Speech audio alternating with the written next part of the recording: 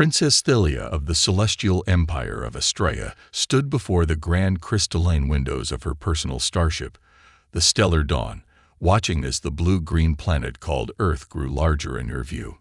Her iridescent skin shimmed with nervous excitement, the bioluminescent patterns that were characteristic of her species creating dancing waves of light across her face. "Your Highness," her chief advisor, Mentor Cassius, approached with a slight bow. His aged features were etched with concern, the wisdom marks on his forehead glowing a cautious amber. "Are you certain about this endeavor?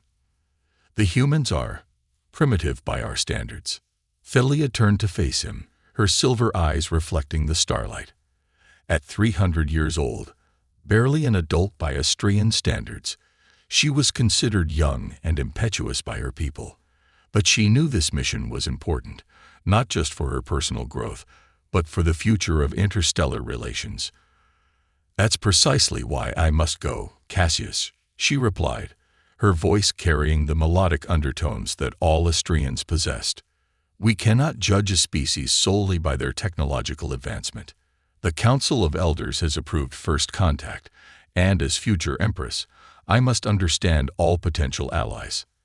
The decision to reveal themselves to Earth had been controversial. Humans had only recently achieved reliable interplanetary travel within their solar system, and their global society was still fractured into numerous nations. However, their rapid technological progress and unique cultural diversity had caught the attention of the Galactic Assembly. Thylia had volunteered to be the first official diplomatic envoy, much to the horror of her royal advisors, but she had insisted, and her mother, Empress Cordelia, had eventually supported her decision. After all, Thylia's own father had been a renowned xenoanthropologist before his passing, and she had inherited his fascination with emerging civilizations. The ship's AI chimed softly. "Your Highness, we're receiving the approach coordinates from the Earth's United Space Command. They're ready to receive us at their orbital station." Thylia smoothed her ceremonial robes, made from living fabric that adjusted its color to complement her emotional state. Currently, it was shifting between deep purple for determination and bright blue for excitement. "Professor Harrison and Dr. Patel will be our primary contacts," Cassius reminded her, reviewing the briefing materials. "They've been chosen by their global council as Earth's foremost experts in xenodiplomacy, though obviously their experience is theoretical until now." The princess nodded, having memorized their profiles. Dr. Olivia Harrison was a cultural anthropologist who had written extensively about potential protocols for first contact scenarios. Dr. Raj Patel was a physicist who had helped develop Earth's first successful quantum communication system. Primitive by Astraean standards, but impressive for their level of development. As they descended toward the orbital station, Thylia observed the countless satellites and debris that cluttered Earth's orbit. It was so different from the pristine space around Astraea, where advanced technology meant no waste was ever left behind. Yet there was something fascinating about this messy vitality, this evidence of a species reaching for the stars with whatever means they had available.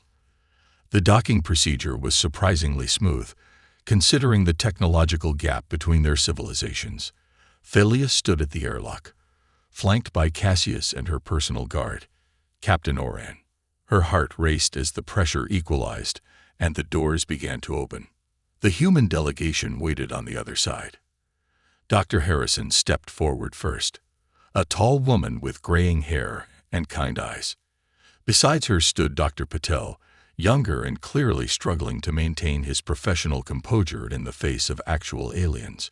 Behind them were various officials and security personnel, all trying not to stare too obviously at Thylia's ethereal appearance.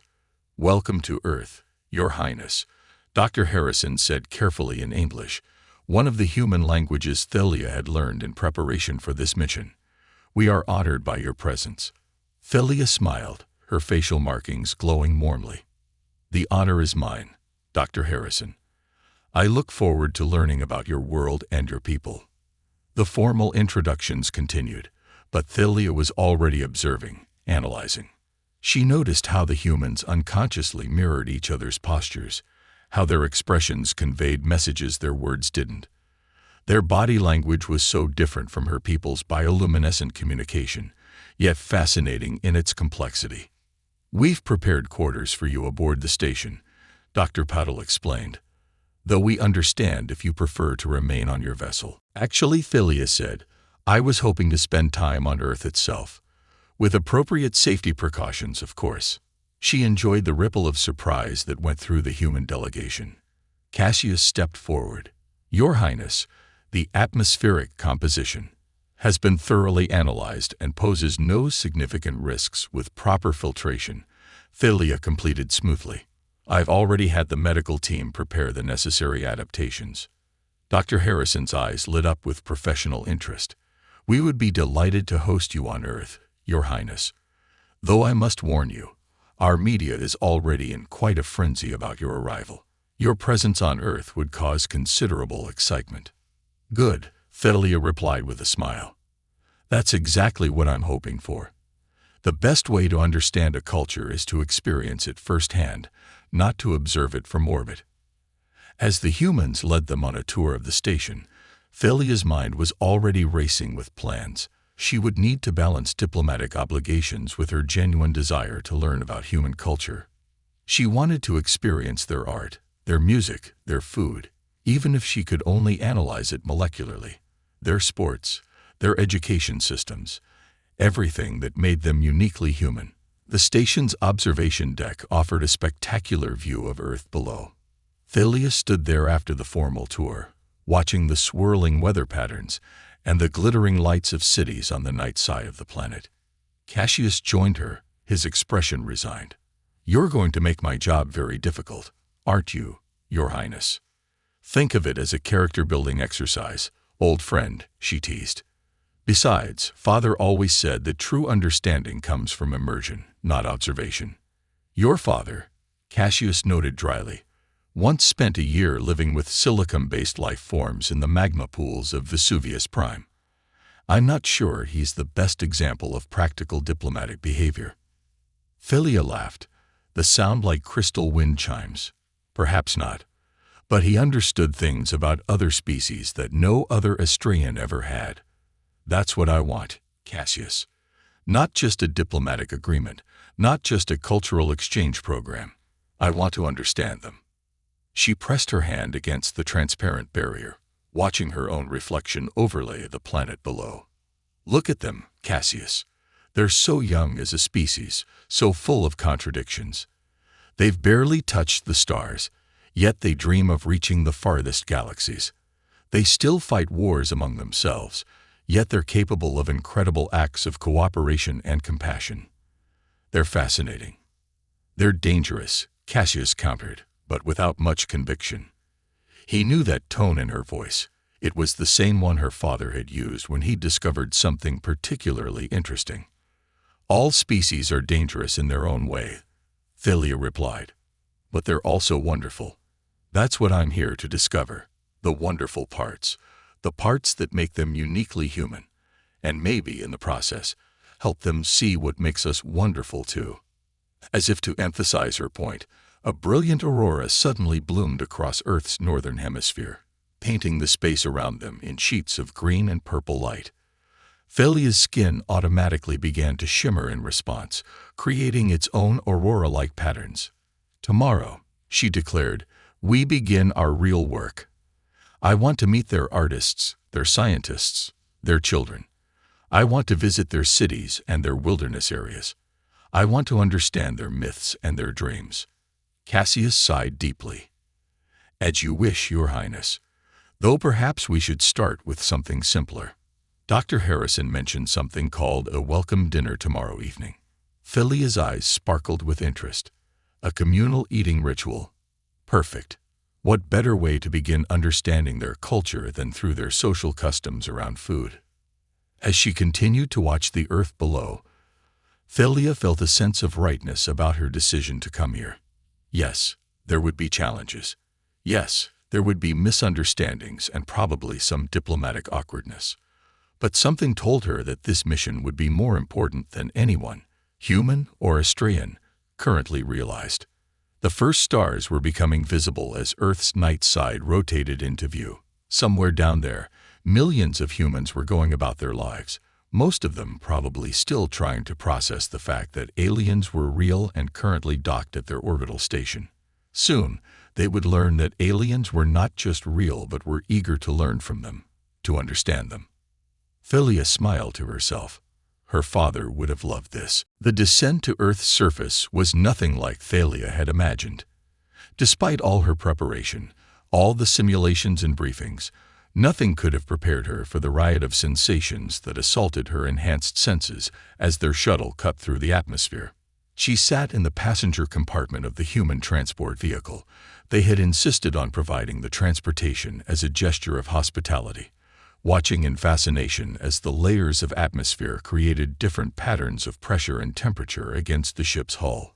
Her skin automatically adjusted its luminescence to match the changing light conditions, creating a spectacular display that had the human crew struggling to keep their eyes on their instruments.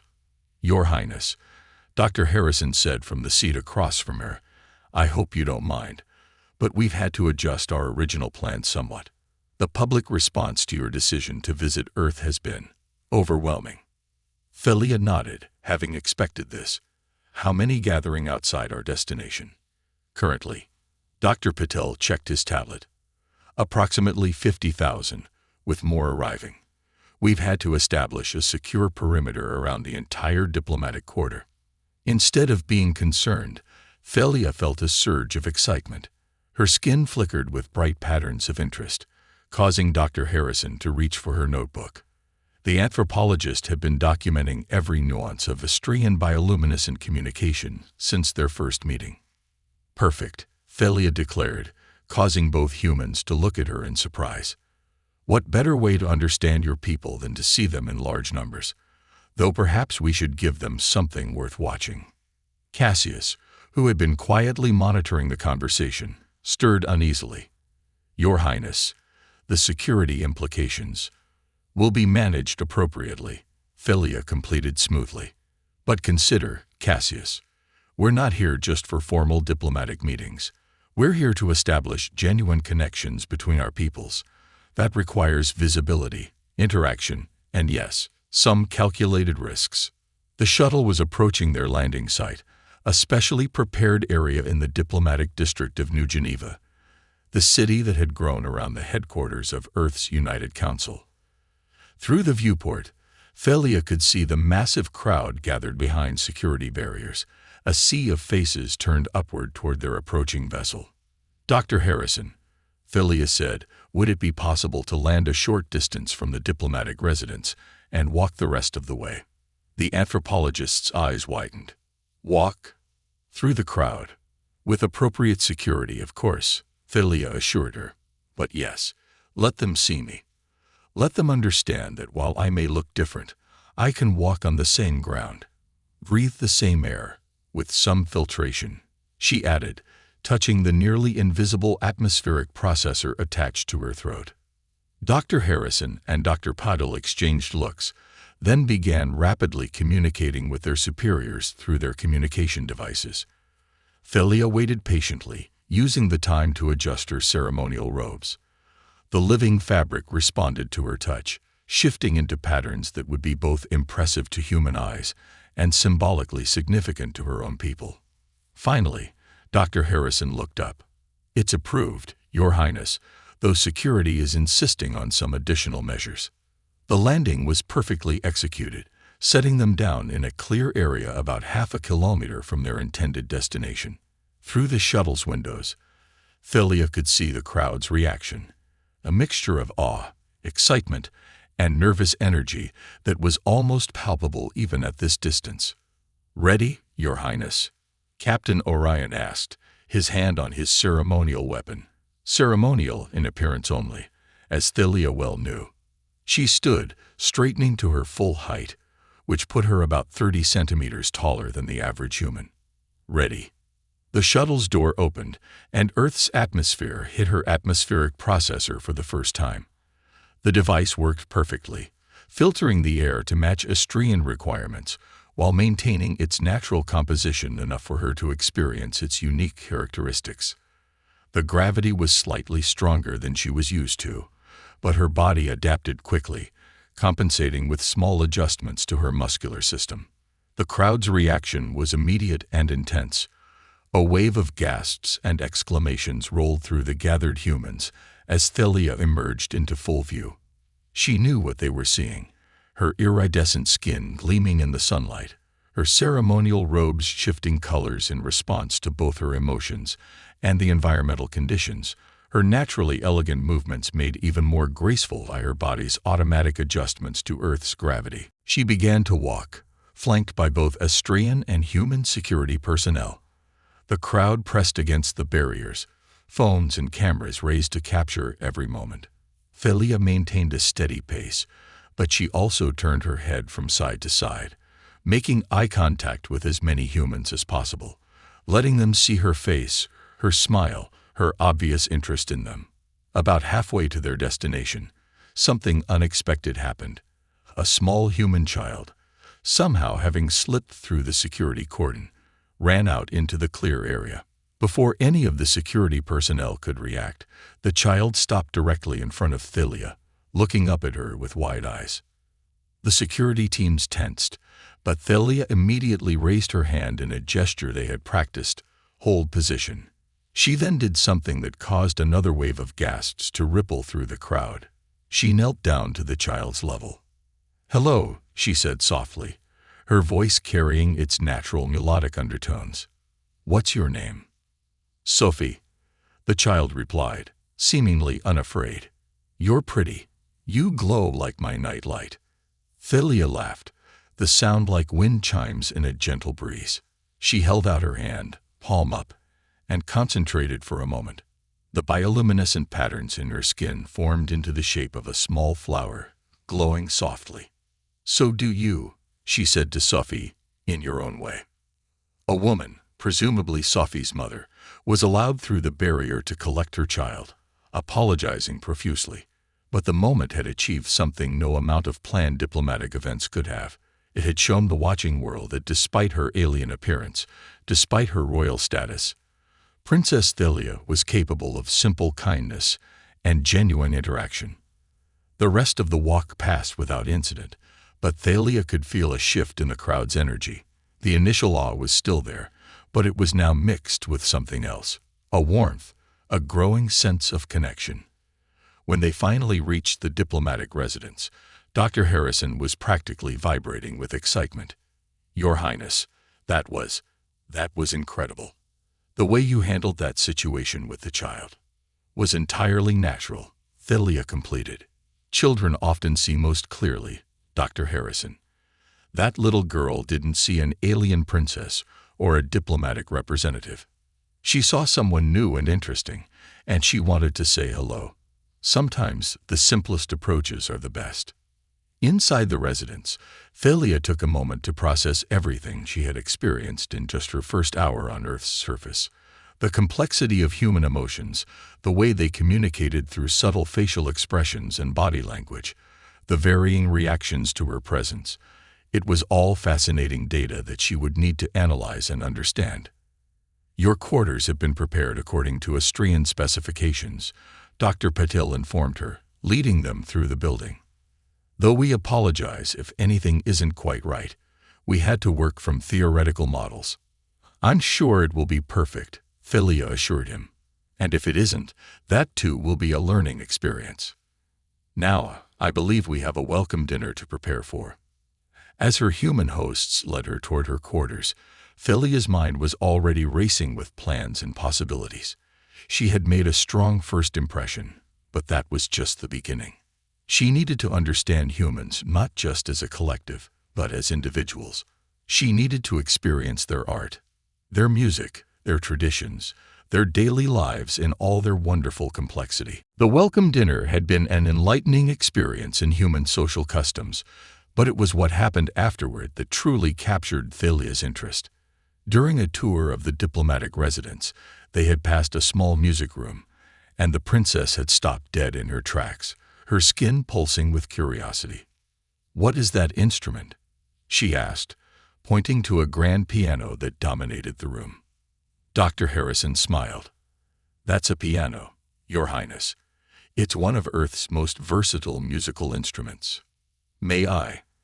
Thalia gestured toward the room, and her hosts quickly agreed. The princess approached the piano with reverence, her enhanced senses taking in every detail of its construction. She could feel the tension in the strings, understand the mathematical precision of their arrangement. But it was when Dr. Paddle demonstrated a simple scale that her entire being lit up, literally, her skin creating cascading patterns of light in response to the notes. "Fascinating," she breathed. "The mathematical relationships between the frequencies, they're similar to our harmonic light songs." Professor Valentina Rostova, a renowned musician who had been part of the dinner party, stepped forward. "Your Highness, would you like to learn to play?" What followed was an impromptu cultural exchange that lasted well into the night. While Thalia learned the basics of piano playing, she also demonstrated how Astrians created music through controlled bioluminescent patterns. The humans were mesmerized by the intricate light displays that turned her skin into a living symphony of color and motion. "Music truly is universal," Valentina remarked, watching as Thalia's increasingly confident fingers found their way across the keys. Different methods, different scales, but the same fundamental understanding of harmony and rhythm. The next few days became a whirlwind of artistic exploration. Thalia insisted on visiting museums, theaters, and concert halls.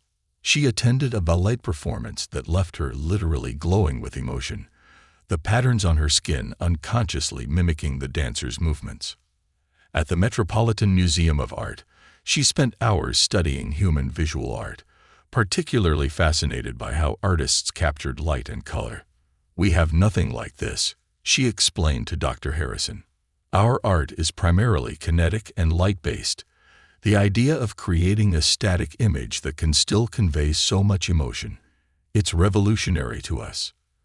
But it was at a small community art center that Thalia had her most significant breakthrough. A group of children were having an art class, and the princess asked if she could join them. The resulting session produced not only some questionably shaped pottery, but also a moment of profound connection, as Thalia taught the children how to paint with light, using special photoreactive materials that responded to her bioluminescence. "Art," she later wrote in her diplomatic log, "may be our most important common ground. It transcends language, transcends cultural barriers. When we create together, we understand each other in ways that words cannot express." As weeks passed, Thalia's approach to cultural exchange became increasingly hands-on. She insisted on experiencing as many aspects of daily human life as possible, much to Cassius's ongoing concern and Dr. Harrison's academic delight. She rode the public transit system, fascinated by how humans organize themselves in crowded spaces. She visited schools, where she answered children's refreshingly direct questions about life among the stars. She even attempted to cook human food, though she couldn't eat it herself, under the guidance of celebrated chef Marcus Wong. "The process is as important as the result," she explained while carefully dicing vegetables. "How you prepare food tells me so much about your values, your social structures, your relationship with your environment." One particularly memorable day was spent at a local farm, where Thalia learned about Earth's agriculture. Her natural ability to sense chemical compositions and energy patterns gave her unique insights into the growing process. "Your methods are different from ours," she told the farmer, Maria Gonzalez, "but the underlying principle is the same, working in harmony with natural systems to produce what you need. Though I must say, your soil biology is absolutely fascinating." The media followed her adventures with intense interest, but Thalia's genuine enthusiasm and willingness to try new things won over even the most skeptical observers. When she attended a soccer match and got so excited, she accidentally created a light show visible across the entire stadium. The video went viral globally. But it wasn't all just cultural experiences.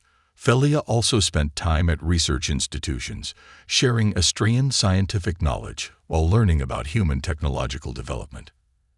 At the Quantum Physics Institute, she worked with Dr. Patel, and his team to help them understand some fundamental principles that would advance their research by decades.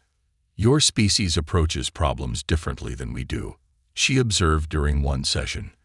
"Where we seek to understand and work with natural forces, you often try to overcome them. It's not wrong, just different. And sometimes your unconventional approaches lead to innovations we never considered." As Thalia's time on Earth drew to a close, both humans and Astrians had to acknowledge that the mission had succeeded beyond their wildest expectations. The princess had not only learned about human culture, she had helped create a genuine bridge between their civilizations. On her last evening on Earth, a special event was held in the Grand Hall of the United Council. Representatives from around the world gathered to bid farewell to the princess who had done so much to advance human-Astrian relations. Thalia took the stage, her skin glowing with complex emotions that the humans had learned to read over the past months. She had prepared a special presentation, a combination of Earth music played on the piano, which she had mastered with remarkable speed, and Astrian light songs, creating a stunning hybrid performance that moved many in the audience to tears. "I came here to learn about humans," she said afterward, her voice carrying across the hushed hall. "But what I discovered was not just a species to study, but a people to admire and respect. Your creativity, your resilience, your endless capacity for growth and adaptation. These are qualities that will serve you well as you join the galactic community." She revealed then that based on her recommendations, the Galactic Assembly had approved an accelerated program for Earth's integration into interstellar society. Technology sharing would begin immediately, along with cultural exchange programs that would send humans to Astrea and other allied worlds. "But more importantly," she continued, "I hope we have begun to understand each other not just as different species, but as people who can learn from one another. Your art has taught me new ways to see. Your music has shown me new ways to express. Your children have reminded me that curiosity and openness are universal virtues." The little girl Sophie, who had first approached her on that first day, was invited to join her on stage. Together, they demonstrated a game they had invented that combined human hand-clapping patterns with Astrian light signals. "This is how understanding grows," Thalia said, her skin creating gentle patterns that the audience had learned meant happiness and hope. Not through grand gestures or formal agreements, but through shared experiences, through play, through art, through the simple act of reaching out to someone different and saying hello. As she prepared to leave Earth the next day, Thalia stood once more at the observation deck of the orbital station, looking down at the planet that had taught her so much. Cassius joined her, his own skin patterns showing pride and affection. "Your father would have been proud," he said softly. "You've done more than study their culture. You've helped shape the future of both our peoples." Thalia smiled, touching the small piano key pendant that Professor Rostova had given her as a parting gift. "This is just the beginning," she said. "We have so much more to learn from each other." As the stellar dawn pulled away from Earth's orbit, Thalia activated a special broadcast she had prepared. All across Earth, communication devices displayed a synchronized light show, an Astrian farewell blessing, adapted to human technology. It was her final gift to the planet that had welcomed her, a bridge between their ways of expression. In the years that followed, historians would point to Princess Thalia's visit as the moment that truly began Earth's golden age of interstellar relations. But for those who had been there, who had watched an alien princess learn to play piano, cook Earth food, and play games with children, it was simply the story of how curiosity and openness could build bridges across the stars themselves.